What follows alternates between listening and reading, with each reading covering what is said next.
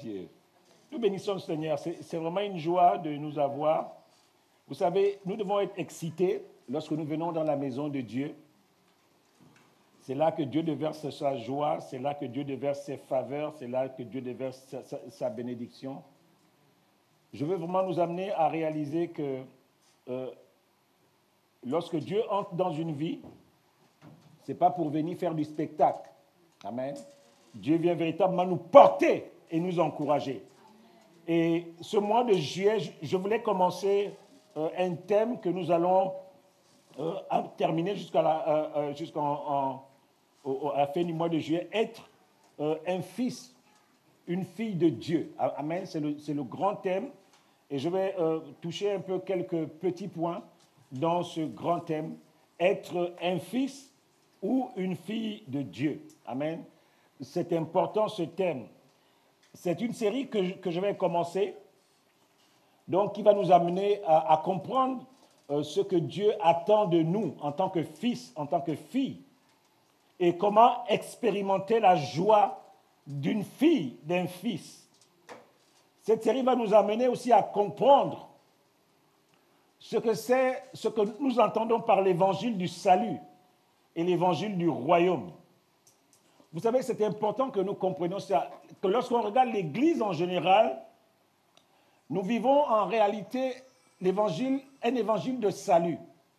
C'est un évangile, en fait, qui nous amène à amener les gens au Seigneur et à les garder dans l'Église.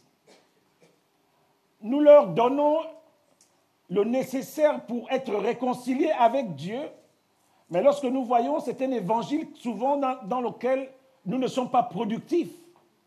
Nous ne sommes efficaces que dans nos bâtiments, que dans nos églises.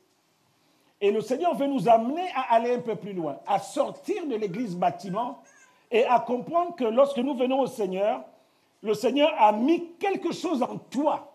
Et ce qu'il a mis en toi doit te permettre d'évoluer dans tous les milieux. En réalité, tu n'as même pas besoin de dire que tu es chrétien là où tu vas. Mais la vie de Dieu en toi va forcément t'amener à porter du fruit. C'est ça qu'on appelle l'évangile du royaume. Un évangile où je ne suis plus limité par les 4 murs d'une église. Un évangile où je suis productif, où je crée des choses nouvelles. Un évangile où je fais des choses, où je change l'environnement dans lequel je me trouve. Alléluia. Et nous allons en parler un peu pendant quelques temps. Je voulais qu'on lise ce texte. C'est dans l'évangile de Jean, au chapitre 1, le verset 12. Si vous avez vos Bibles, faites l'effort d'ouvrir vos Bibles ce matin. Amen. Prenez aussi l'habitude des fois d'avoir votre cahier de notes. Vous savez, lorsque Dieu parle, il y a des choses des fois que le Seigneur dit vite et qu'on n'a pas le temps de saisir. Vous savez, il y a une parole qui est pour toi ce matin. Peut-être que dans tout ce qui est dit, ce n'est pas pour toi. Mais il y a quelque chose que le Seigneur veut te donner ce matin. Venons toujours avec l'idée que Seigneur, parle-moi. C'est dans cette même pensée que nous devons rentrer quand nous lisons la parole de Dieu.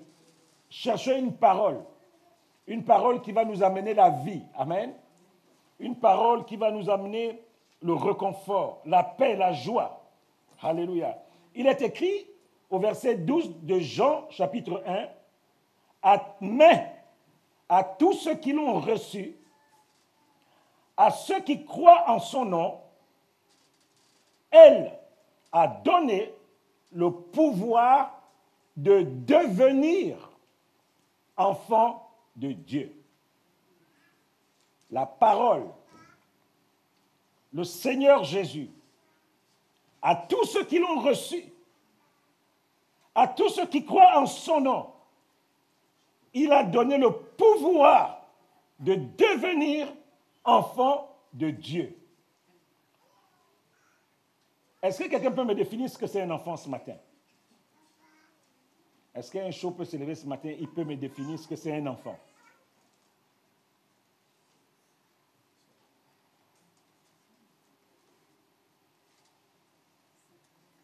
Ok, je vais vous aider. Un enfant, j'ai pris la signification du dictionnaire. Internet. Un enfant est un jeune être humain en cours de développement et dépendant de ses parents ou d'autres adultes.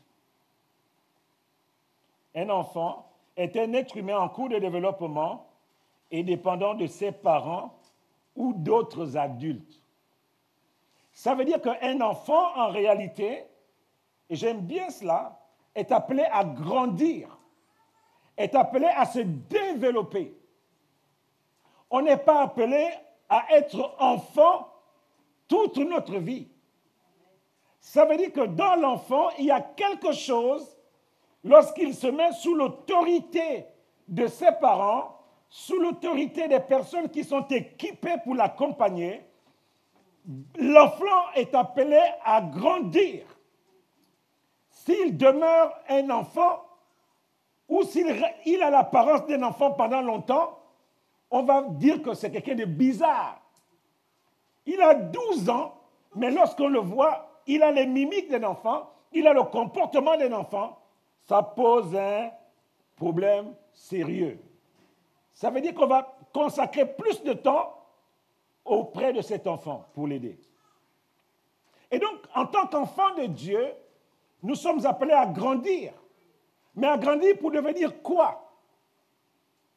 Lisons Ésaïe, le chapitre 9, le verset 5. Il est écrit, car un enfant nous est né, un fils nous est donné, et la domination reposera sur son épaule. On l'appellera admirable conseiller, Dieu puissant, Père éternel, Prince de la paix. Lorsqu'on voit ce verset, on dit qu'un enfant est né et cet enfant est devenu un fils. Il n'est pas resté enfant. Il est devenu un fils. Et la Bible nous dit que ce fils-là, la domination reposera sur son épaule. Cette prophétie d'Ésaïe nous parle de la venue du Christ.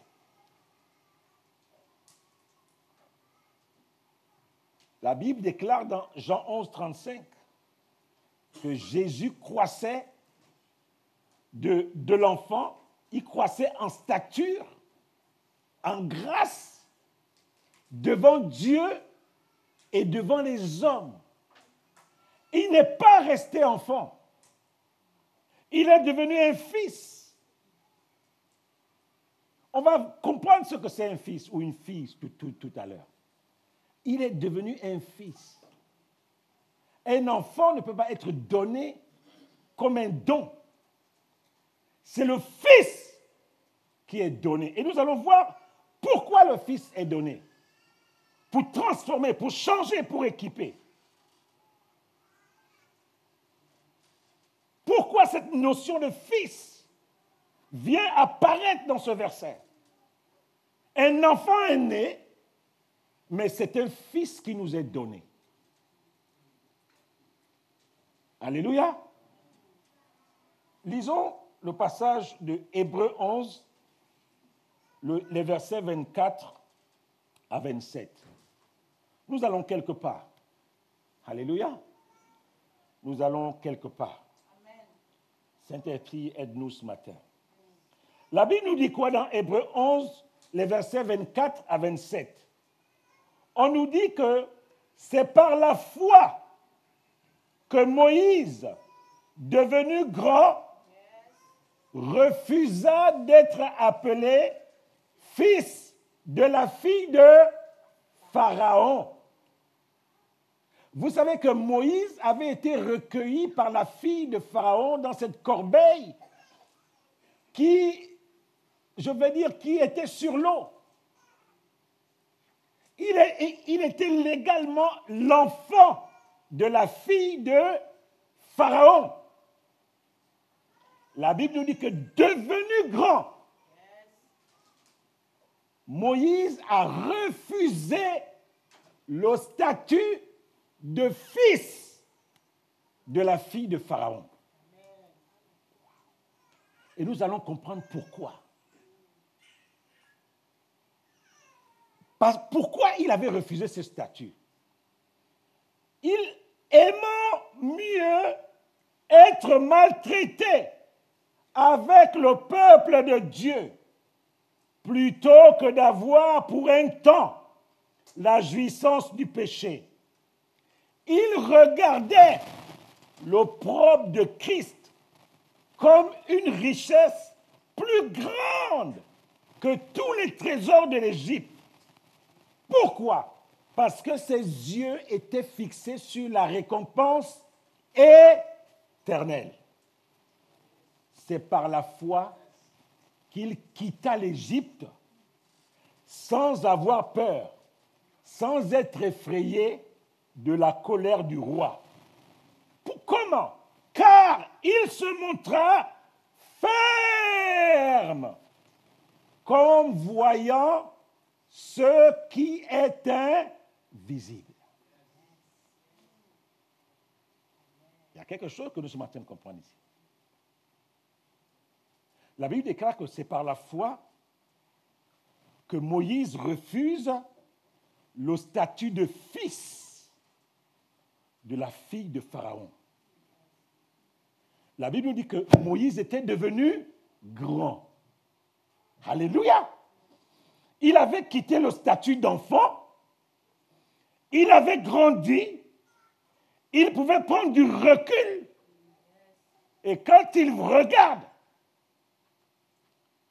il dit, je ne suis pas un fils pour cette maison. Parce que lorsqu'il regarde les deux vies, il dit que ma vie est en Christ. La Bible déclare qu'il avait les yeux fixés sur l'invisible et il était ferme.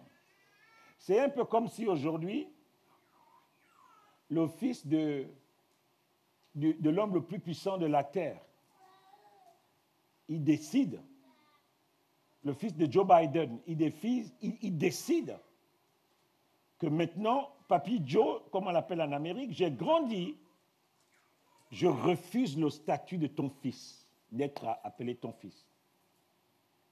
Pourquoi cette notion de fils et de fille est aussi importante? Pourquoi Moïse, tu as grandi dans une maison, tu as tout reçu dans cette maison, tu es le futur pharaon, tu es le futur héritier, parce que Pharaon n'avait pas fait d'enfant. Tu es le futur pharaon d'Égypte. Et tu refuses ce statut de fils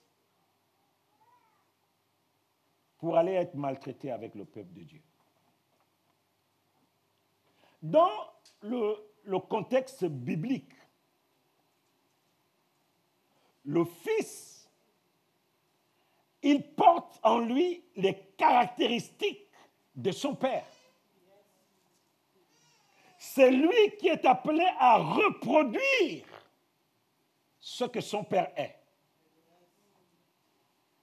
C'est lui qui porte la vie de la famille. En tant que fils, tu es l'héritier légal de ton père. Et tu es appelé à reproduire ou aller plus loin que ton père. Tu es lié à ton père par le sang. Et lorsque Moïse comprend ça, il dit non, il y a quelque chose qui ne va pas. J'ai été certes adopté comme enfant, mais la semence qui est à moi, ce n'est pas une semence égyptienne.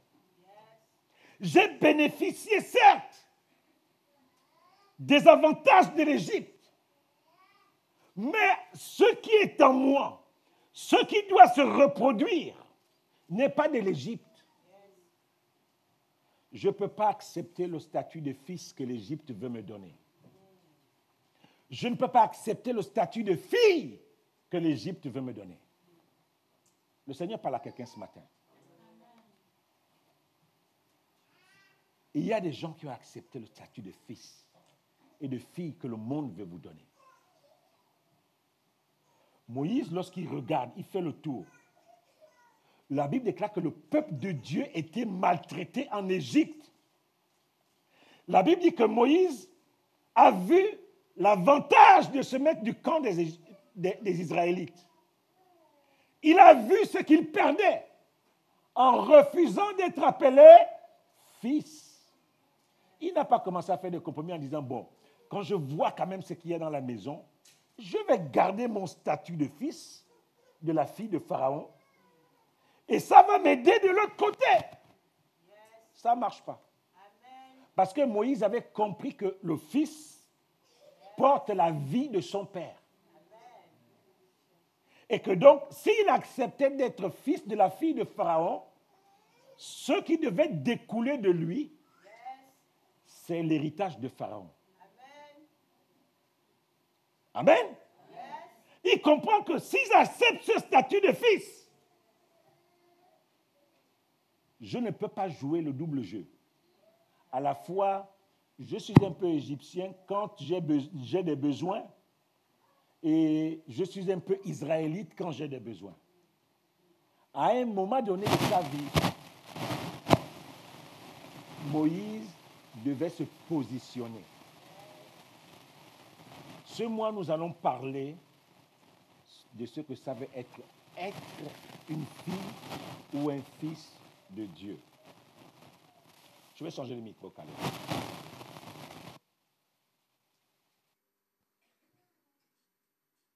Alléluia.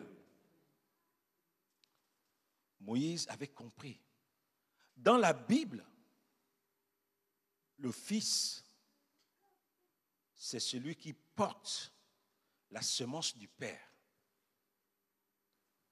Et donc, il est potentiellement, il est spirituellement équipé pour reproduire ce qui est en lui. C'est pour ça qu'à un moment donné, nous sommes enfants de Dieu, nous devenons un fils, et c'est le fils qui révèle l'image du Père. C'est le fils qui révèle l'image de son Père par le caractère, par la particularité que l'on va voir en lui. Et Moïse l'a compris. Il ne marchait pas dans la chair. La Bible nous dit qu'il avait les regards fixés sur quelque chose qui était invisible. Et c'est le fait qu'il avait fixé ses regards sur la récompense finale, ça a fait que Moïse, dans les décisions qu'il faisait, il était ferme. Il était ferme. Bien-aimé, pour refuser un statut comme celui-là, il faut comprendre les choses sur le plan spirituel. Il faut avoir une vision lointaine pour quitter les choses. Alléluia.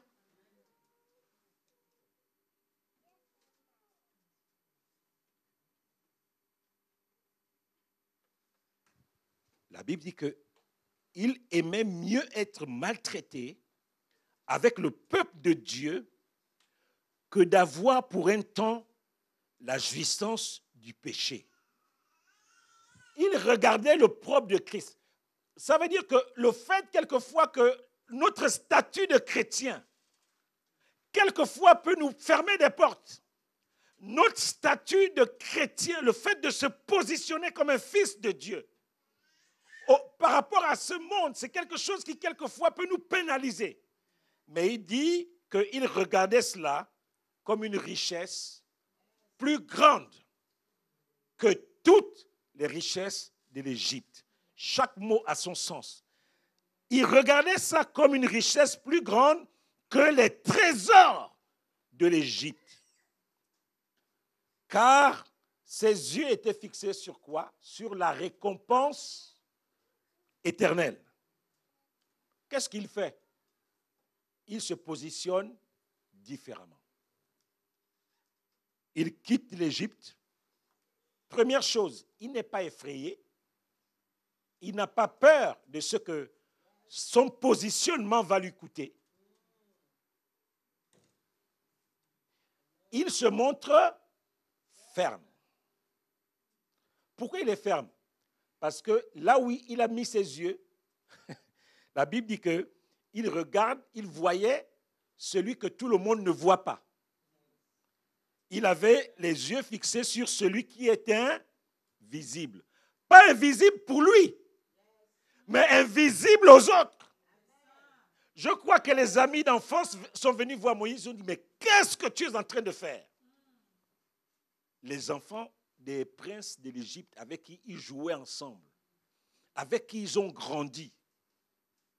Et je vois Moïse leur dire que ce qui est semé en moi, c'est quelque chose qui est appelé à amener la vie de mon père. Si je revêt le statut de fils de la fille de Pharaon, spirituellement, je suis mort.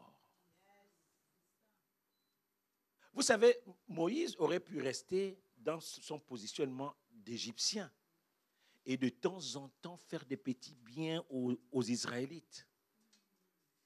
Mais il avait compris que la semence qui te porte, qui est en toi, c'est la semence de ton père. Et le Seigneur veut nous interpeller ce matin. Le Seigneur veut nous interpeller ce matin. De qui sommes-nous le fils? De qui sommes-nous la fille ce matin?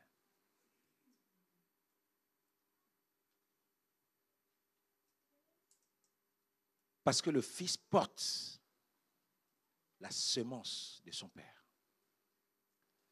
Et les choix qu'il fait, c'est des choix qui vont lui coûter quelque chose. Le fils porte la semence de son père. Et le positionnement qu'il va avoir, il sait que ça va lui coûter.